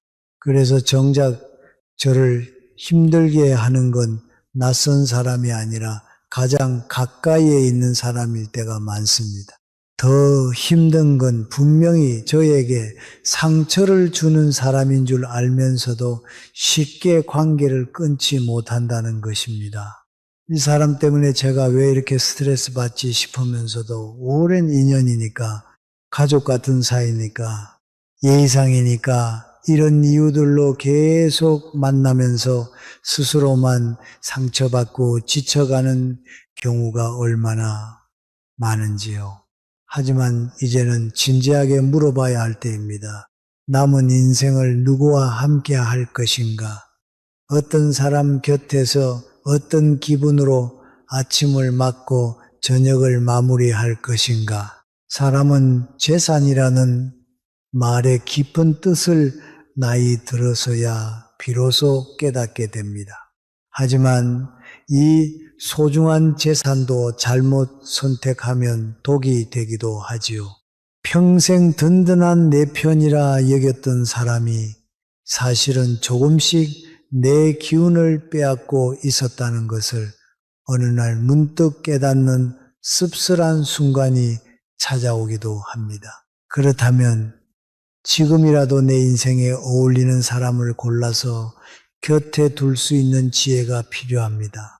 지금부터 이야기하려는 5사람은 절대로 곁에 두어서는 안 될 사람들입니다. 친구, 지인이라는 이름으로 내 마음을 갉아먹는 사람들입니다. 혹시 지금 떠오르는 얼굴이 있으신가요? 그렇다면 이미 내 마음이 보내고 있는 신호입니다. 나이 들어서 받는 스트레스는 정말 아까운 시간입니다. 그 시간을 더 이상 상처 주는 사람이 아니라 함께 웃을 수 있는 사람과 보내시기를 진심으로 바랍니다. 소중한 구독과 좋아요 부탁드리며 시작하겠습니다. 첫 번째 사람은 이익에 따라 태도가 바뀌는 사람입니다. 살다 보면 문득 이런 생각이 들 때가 있습니다. 이 사람이 정말 나를 좋아하는 걸까? 아니면 내가 가진 걸 탐내는 걸까? 처음엔 잘 모릅니다. 늘 따뜻하게 다가오니까요. 그런데 시간이 지나고 나면은 알게 됩니다. 아, 나를 본 게 아니라 내가 가진 걸 본 거구나. 그 깨달음이 마음을 참 서늘하게 만듭니다. 이익에 따라 태도가 바뀌는 사람들의 특징은 뚜렷합니다. 뭔가를 얻기 전까지는 천사 같아요. 칭찬도 아끼지 않고 잘 들어주고 옆에서 늘 응원하는 것처럼 보입니다. 하지만 목적을 달성하고 나면 언제 그랬냐는 듯 차갑게 돌변합니다. 연락도 끊기고 심지어는 뒤에서 험담을 하기도 하죠. 김순애 씨는 환갑을 넘긴 뒤 작은 반찬 가게를 열었습니다. 손맛이 좋기로 동네에서 소문이 나기 시작하자 오래전 동창이 찾아왔습니다. 와, 순애야, 너 진짜 대단하다. 어떻게 이렇게 혼자 다 해? 처음엔 정말 반가웠습니다. 고생 끝에 조금씩 자리 잡아가는 시점에 오래된 친구가 응원해 주는 게 참 든든했지요. 그 친구는 자주 가게에 들렀고 메뉴는 어떻게 짜는지, 재료는 어디서 사는지, 어떻게 손님을 응대하는지 자꾸만 물었습니다. 순애 씨는 숨길 게 없다고 생각해서 하나하나 다 이야기해 줬습니다. 오래된 동창이고 친구니까요. 그런데 몇 달 뒤 충격적인 소식이 들려왔습니다. 불과 두세 골목 떨어진 곳에 그 친구가 똑같은 반찬 가게를 연 겁니다. 그래도 미리 얘기해 주겠지 싶었는데 연락 한 통 없었습니다. 오히려 길에서 마주치면 모른 척 눈길조차 피하더랍니다. 처음엔 뭔가 사정이 있겠지 생각했지만 시간이 지나도 외면은 계속됐습니다. 더 충격적인 건 그 다음이었습니다. 단골 손님 중 한 분이 그 친구가 여기보다 자기 가게가 훨씬 낫다고 하더라고 전했습니다. 순애 씨는 그 말을 듣고 가게 문을 닫고 혼자 앉아 한참을 멍하니 있었다고 합니다. 아, 그 친구가 날 응원한 게 아니었구나. 그냥 내 노하우가 필요했던 거였구나. 그제야 모든 게 이해되더랍니다. 이익에 따라 태도가 바뀌는 사람들의 가장 무서운 점은 그들이 떠나간 뒤에야 깨닫게 된다는 것입니다. 내가 얼마나 순진하게 마음을 열었는지, 얼마나 철저히 이용당했는지 뒤늦게 알게 된다는 점입니다. 이익이 있을 때만 다가오는 사람, 늘 나를 통해 무언가를 얻으려는 사람, 이런 사람을 곁에 두면 내 삶이 점점 불안해집니다. 말투 하나, 표정 하나에도 이 사람 진짜 내 편일까라는 의심이 자꾸 들고 마음이 놓이지 않기 때문에 함께 있어도 늘 경계하게 됩니다. 사람이 사람을 의심하게 되면 그 관계는 더 이상 건강할 수 없습니다. 관계가 계산으로 엮이면 결국 차갑게 식어버립니다. 나이 들수록 필요한 건 내가 가진 걸 보고 다가오는 사람이 아니라 내 존재 자체를 소중히 여기는 사람입니다. 함께 나눌 수는 있어도 나를 수단으로만 여기는 사람은 과감히 거리를 두셔야 합니다. 우리에게 필요한 건 마음이 편안해지는 사람입니다. 긴 말이 필요 없는 사람, 침묵 속에서도 어색하지 않은 사람, 곁에 있기만 해도 따뜻해지는 사람, 그런 사람이야말로 진짜 내 사람이고 나이 들어서 곁에 두어야 할 인연입니다. 두 번째 사람은 나를 항상 아래로 보는 사람입니다. 살다 보면 꼭 이런 사람이 있습니다. 만날 때마다 자신이 한 수 위에 있다고 생각하는 사람들 말입니다. 그들은 대화할 때마다 은근히 나를 깎아내리고 무언가를 가르치려 들고 마치 자신이 선생님이고 나는 한참 모자란 학생인 것처럼 대합니다. 겉으로는 조언이고 걱정이고 충고라 말하지만 그 말 끝엔 항상 내가 모자라다는 뉘앙스가 숨어 있습니다. 그래서 내가 뭐라고 했어? 그때 내 말 들었으면 됐잖아. 그건 왜 그렇게 했어? 네가 늘 손해보는 이유가 그거야. 그게 뭐가 힘들어? 나는 더 힘든 것도 해봤어. 마치 나를 걱정해주는 척하지만 그 말에 늘 너는 틀렸고 나는 옳다는 시선이 담겨 있습니다. 나이가 들수록 삶에는 정답이 없습니다. 이미 우리는 충분히 버티고 살아낸 사람들입니다. 그런데도 누군가는 여전히 자신이 더 잘났다는 듯 내 삶의 평가를 내리고 기준을 들이대곤 합니다. 이정자 씨는 올해 1원입니다. 혼자 살고 있고 가끔 아들네 집에 가거나 동네 친구들과 차를 마시며 지냅니다. 그중 한 친구는 이정자 씨보다 늘 한 발짝 높은 데 서 있는 것처럼 행동했습니다. 네가 그렇게 했으면 자식이 그렇게 안 컸지. 넌 너무 다 퍼줘서 문제야. 나는 그런 일이 있으면 이렇게 했지. 너처럼 안 그래. 그러니까 우리 애들이 속을 안 썩이잖아. 이정자 씨는 처음엔 그 친구가 자기 자식 자랑이 심하구나 싶었지만 어느 날 문득 나한테서 틀린 점만 찾아서 말하는구나 라는 생각이 들었습니다. 그걸 깨닫고 난 뒤엔 친구의 말 하나하나가 비수가 됐습니다. 평소엔 무심한 듯 굴면서 막상 중요한 이야기가 나오면 아무렇지 않게 상처 주는 말들을 툭툭 던졌지요. 그 뒤로 이정자 씨는 그 친구를 만날 때마다 기분이 처지고 마음이 무거워졌다고 말합니다. 만나고 나면 자꾸 내가 못난 사람이 된 것 같아. 그 말이 이 관계를 설명해 주는 전부였습니다. 우리도 그렇습니다. 말 한마디에 눈빛 하나에 괜히 내가 덜 된 사람처럼 느껴지는 관계가 있다면 그건 다시 생각해 봐야 합니다. 나이 들어서까지 가르침을 받아야 할 관계라면 그건 내가 배워야 할 게 아니라 끊어야 할 관계입니다. 진짜 친구는 나를 키우려 들지 않습니다. 그저 있는 그대로 지금의 나를 인정해 주는 사람입니다. 같이 실수하고 같이 웃고 같이 늙어가는 사람이죠.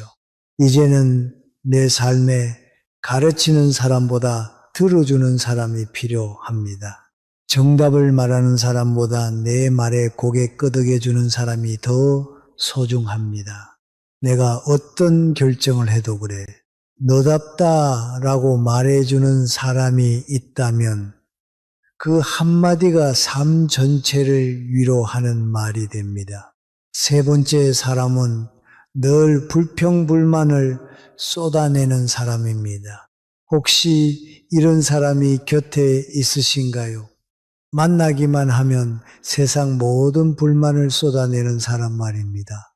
날씨가 좋아도 덥다, 미세먼지다 하고 맛있는 밥을 먹고도 비싸기만 하고 먹을 것도 없네 라고 말합니다. 그 옆에 있으면 괜히 나까지 지치고 세상이 다 잘못된 것처럼 느껴지기도 합니다. 그런 사람은 대화를 하는 게 아니라 자기 감정을 투사하고 갑니다. 마치 내 마음을 쓰레기통 삼듯 하루 동안 쌓인 짜증과 불만을 내 앞에 다 쏟아놓고는 정작 나는 어떻게 지냈는지 묻지도 않습니다. 더 문제인 건 이런 사람들은 해결책에는 전혀 관심이 없다는 겁니다. 예를 들어 더위를 불평할 때 그럼 에어컨 좀 틀어보세요라고 하면 전기세 많이 나와서 안 되라고 합니다. 그럼 선풍기라도 트세요라고 하면 나는 선풍기 바람 싫어해라고 합니다. 카페나 시원한 곳에 다녀오세요라고 하면 나가봤자 돈만 나가지 집이 제일이야 라고 합니다. 도대체 뭘 원하는 건지 알 수가 없죠. 김정미 씨가 바로 그런 경험을 했습니다. 아파트 분유회에서 만난 한 분 때문에 스트레스가 이만저만이 아니었어요. 만날 때마다 온갖 불평을 쏟아냈습니다. 관리비가 떠올라서 엘리베이터도 자주 고장나고 복도도 더러워 주차장은 좁고 쓰레기 처리도 엉망이야.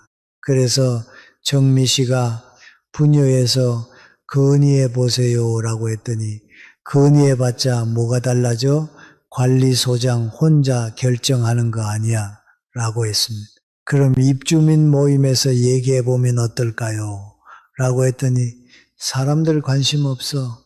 자기 일 아니면 모른 척 해라고 했습니다. 직접 관리소에 가서 얘기해보세요 라고 하자 가봤자 적당히 둘러대기만 하고 끝이야 라고 했습니다. 정미 씨는 속으로 이건 답이 없구나 싶은 마음뿐이었습니다. 더 황당했던 건 정미 씨가 좋은 소식을 전했을 때였습니다. 우리 손자가 학교에서 상 받았어요 라고 했더니 돌아온 말은 요즘 애들 상 받는 게 뭐가 대수야. 다 학원 덕분이지 라고 했습니다. 종합검진이 괜찮다고 나와서 다행이에요 라고 했더니 건강검진은 믿을 게 못 돼. 병은 갑자기 오는 거야 라고 했습니다. 정미 씨는 그 순간 정말 당황스러웠습니다. 기쁜 마음을 나누고 싶었는데 한순간에 찬물을 끼얹어 버리니까요. 이런 사람들의 무서운 점은 감정이 전염된다는 겁니다. 처음엔 저분만 저러나 보다 했지만 나중엔 나까지 부정적으로 변해가는 걸 느끼게 됩니다. 원래는 오늘 날씨 좋네 했는데 불평하는 사람과 만나고 나면 날씨는 좋은데 미세먼지가 문제내로 바뀌고 카페에 가서도 커피 맛있다 대신 비싸기만 하고 별로 내라는 말부터 나오게 됩니다. 더욱 심각한 것은 이런 사람들은 자신이 주변 사람들을 얼마나 지치게 만드는지 전혀 모른다는 겁니다. 오히려 내가 현실적으로 얘기해 주는 건데 왜 싫어해? 라고 생각합니다. 하지만 인생은 생각보다 짧습니다. 67이 되고 나서야 깨닫게 됩니다. 아, 이렇게 시간이 빨리 가는구나. 그런데 그 소중한 시간을 누군가의 부정적 에너지, 쓰레기통 역할을 하면서 보낼 이유가 뭐가 있을까요? 반대로 긍정적인 사람들은 어떨까요? 똑같은 상황을 봐도 완전히 다르게 말합니다. 날씨가 좀 덥긴 하지만 그래도 화창해서 좋네요. 음식값이 좀 올랐어도 맛있으니까 괜찮아요. 이런 말을 들으면 나도 모르게 미소가 지어지고 하루가 훨씬 감사하게 느껴집니다. 정미 씨는 결국 결심했습니다. 불평만 하는 분들과는 거리를 두고 대신 긍정적인 분들과 더 많은 시간을 보내기로 했죠. 처음엔 미안한 마음도 들었지만 몇 달 지나고 나서 깨달았다고 합니다. 마음이 훨씬 가벼워지고 행복해졌다는 걸 말이죠. 여러분, 나이 들어서 정말 필요한 사람은 누구일까요? 내 작은 기쁨도 함께 웃어주고 힘들 땐 따뜻하게 손잡아 주는 사람입니다. 불평과 불만으로 가득한 2시간보다 긍정과 웃음이 가득한 2시간이 훨씬 값집니다. 이제는 불평만 하는 사람에게는 안녕이라고 마음 놓고 말해도 괜찮습니다. 내 마음의 평화를 지키는 게 더 소중하니까요. 네 번째 사람은 질투와 경쟁심이 가득한 사람입니다. 살다 보면 이런 분들을 만나게 됩니다. 다른 사람의 작은 성취나 기쁨조차 온전히 축하해 주지 못하는 분들이지요. 겉으로는 축하해라고 말하지만 그 말 끝에 묘한 가시가 스며 있어서 듣는 사람의 마음을 무겁게 만드는 경우가 있습니다. 와, 정말 축하해. 그런데 그거 진짜 내가 한 거야. 이런 식으로 말하거나 좋긴 한데 그것 때문에 다른 문제 생기지 않을까. 축하와 동시에 미묘한 의심과 질투를 담고 있어 상대의 기쁨을 온전히 빛나지 못하게 합니다. 이러한 태도의 바탕에는 은밀한 경쟁심이 자리합니다. 상대가 자신을 앞서가는 것은 아닌지 혹은 자신보다 더 높이 평가받는 것은 아닌지 끊임없이 살피는 마음이지요. 김정숙 선생님께서 이런 분과 오랜 인연을 맺고 계셨어요. 같은 교직에 몸담았던 동료 선생님이셨는데 정숙 선생님에게 좋은 일이 생길 때면 그분의 반응은 늘 어딘가 미묘했다고 합니다. 정숙 선생님의 따님이 의대에 합격했을 때 그분께서는 의대에 들어가기가 어려운데 어떻게 합격했을까요? 특별한 배경이라도 있으신가요? 라고 하셨다고 해요. 축하보다는 의심이 앞서는 듯한 말씀이셨지요. 또 정숙 선생님께서 퇴직 후 작은 카페를 열어서 나름대로 자리를 잡아가고 계실 때도 카페 운영이 쉽지 않을 텐데 계속 버틸 수 있을까요? 라고 겉으로는 걱정하는 척 했지만 그 말 속에는 묘하게 깔린 기류가 있었습니다. 당신이 잘 되는 꼴은 보고 싶지 않다는 질투의 기색, 언젠가 힘들어질 거야 라는 은근한 경쟁심이 숨어 있었던 거죠. 반면에 그분 자신에게 좋은 일이 생겼을 때는 어떠셨을까요? 손자가 유명한 회사에 입사했다는 소식을 온 동네 사람들에게 다 알리고 다니셨습니다. 어느 회사인지, 연봉은 얼마인지, 복리후생까지 세세하게 말씀하시면서 자랑을 아끼지 않으셨지요. 이런 분들을 보면은 참으로 마음이 복잡해집니다.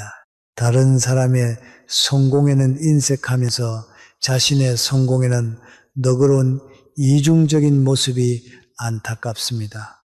사실 사람 사이의 따뜻함은 함께 웃고 함께 기뻐해 줄 때 더욱 깊어지는 것인데 말입니다. 더욱 안타까운 건 이런 사람들은 상대방이 힘들 때 은근히 기뻐한다는 점입니다. 겉으로는 걱정하는 척, 위로하는 척 다 해주지만 속마음은 딴 데 있지요. 마치 내가 뭘 했어 결국 그렇게 될 줄 알았다니까 하는 은밀한 만족감이 숨어 있는 것 같아요. 그래서 위로를 건네는 말투도 어딘가 미묘하게 차갑습니다. 괜찮아. 누구나 그럴 때 있지라고 하면서도 진짜 안쓰러워하는 기색은 전혀 없고 오히려 속으로는 역시 그럴 줄 알았다라는 안도감을 숨기지 못하는 것 같아요. 이런 마음가짐은 결국 어떤 식으로든 드러나게 마련입니다. 정숙 선생님께서 남편분이 편찮으셔서 고생하실 때 그분께서 병문안을 와서 하신 말씀이 병원비가 많이 나가겠어요. 저희 집은 아직 병원 갈 일이 없어서 얼마나 감사한지 몰라요. 언뜻 들으면 걱정하는 말 같지만 그 속에는 묘한 뉘앙스가 숨어 있었지요. 위로라기보다는 자신의 우월한 상황을 확인하려는 듯한 발언처럼 들렸습니다. 여러분, 이런 관계가 오래되면 결국 어떻게 될까요? 좋은 일이 있어도 괜히 숨기게 되고 힘든 일이 있어도 털어놓고 싶지가 않습니다. 저 사람한테 얘기해봤자 돌아올 말이 뻔하지 싶은 거죠. 그게 바로 마음의 거리가 생겼다는 신호입니다. 정말 친구라면 어떤 모습이어야 할까요? 내가 잘 되면 자기 일처럼 똑같이 기뻐해주고 내가 어려움에 빠지면 진심으로 같이 걱정해주고 그렇게 마음을 나누어 줄 아는 사람이 진짜 친구 아닐까요? 나이가 들수록 우리에게 더 필요한 건 그런 사람들입니다. 내 성공을 시기하는 사람이 아니라 내 기쁨을 자기 일처럼 기뻐해 주는 사람, 내 실패를 속으로 안도하는 사람이 아니라 진심으로 손잡아주고 함께 울어줄 줄 아는 사람이 필요하지요. 여러분 곁에는 어떤 분들이 계신가요? 혹시 좋은 소식을 나누기가 꺼려지는 분이 있다면 그건 이미 내 마음이 알고 있는 신호일지도 모릅니다. 이제는 그런 관계에서 조금은 거리를 두셔도 괜찮습니다. 대신 내 곁에서 함께 웃어주고 내 곁에서 함께 울어줄 줄 아는 분들과 더 많은 시간을 보내세요. 다섯 번째 사람은 나를 이용하는 사람입니다. 사람은 누군가에게 필요해서가 아니라 그저 보고 싶어서 연락을 받고 싶어 합니다. 그런데 어떤 사람은 늘 뭔가를 부탁할 때만 나를 떠올립니다. 그게 한두 번이면 이해할 수 있지만 매번 그러면 이건 우정이 아니라 이용입니다. 김민자 씨는 최근 한동안 뜸하던 동창에게 연락을 받았습니다. 진짜야, 오랜만이다. 밥 한번 먹자. 반가운 마음에 흔쾌히 나갔는데 식사 도중 그 친구가 조심스레 꺼낸 말은 이랬습니다. 혹시 가족 중에 보험 드는 사람 있어? 내가 이번에 지점장 됐는데 실적 좀 채워야 해서. 그 말이 끝나자마자 그 자리가 얼마나 불편했는지 모릅니다. 하지만 민자 씨는 오랜 인연을 생각해 마음 한켠의 의심을 꼭 눌러 담고 결국 보험에 가입해주고 말았습니다. 그 후로도 그 친구는 명절 때마다 연락을 했습니다. 고향 내려오면 잠깐 시간 있니? 너 아들이 뭐 한다고 했지? 혹시 투자 생각은 없어? 처음엔 우연이라 생각했지만 몇 번 반복되자 나를 그냥 고객으로 보는구나 하는 생각이 들기 시작했습니다.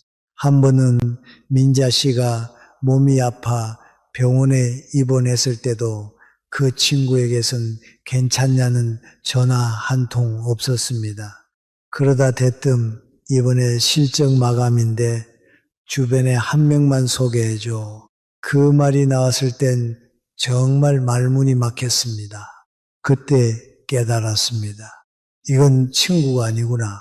그냥 나를 도움 줄 수 있는 사람으로만 생각하고 있었던 거구나. 사람은 누구나 한 번쯤은 누군가에게 의지하고 도움을 청할 수 있습니다. 그 자체가 잘못은 아닙니다. 문제는 그 사람에게 내가 단지 수단처럼 느껴질 때입니다. 그 사람의 연락이 반갑지 않고 내가 무언가를 들어줄 생각에 이미 마음이 무거워진다면 그건 우정이 아닙니다. 그건 이용입니다. 더욱 안타까운 건 이런 일이 반복되면서 우리의 마음이 조금씩 다쳐간다는 점입니다. 누군가 갑자기 연락을 해오면 또 뭘 팔려고 하나 하는 생각이 먼저 들고 오래된 지인이 만나자고 하면 무슨 목적이 있나 의심부터 하게 됩니다. 이렇게 되면 진정한 만남의 기회마저 놓치게 될 수 있습니다. 정말로 그리워서 연락한 사람, 순수한 마음으로 만나고 싶어 하는 사람까지도 의심의 눈초리로 바라보게 되니까요. 그래서 더욱 분별력이 필요합니다. 진심과 가식을, 진정한 관심과 계산된 접근을 구별해낼 수 있는 지혜의 말입니다. 진심으로 나를 그리워하는 사람은 만나서도 편안합니다. 무언가를 얻으려 하지 않기 때문에 대화도 자연스럽고 시간도 느긋하게 흘러갑니다. 반면 목적이 있는 사람은 어딘지 모르게 조급함이 느껴집니다. 빨리 본론으로 들어가려 하고 내 반응을 예민하게 살피며 거절당할까봐 불안해하는 기색이 말투와 표정에서 드러나죠. 나이 들어서 만나는 친구들 중에는 정말로 우리를 그리워하는 친구들도 있고 무엇인가를 노리고 접근하는 친구들도 있습니다.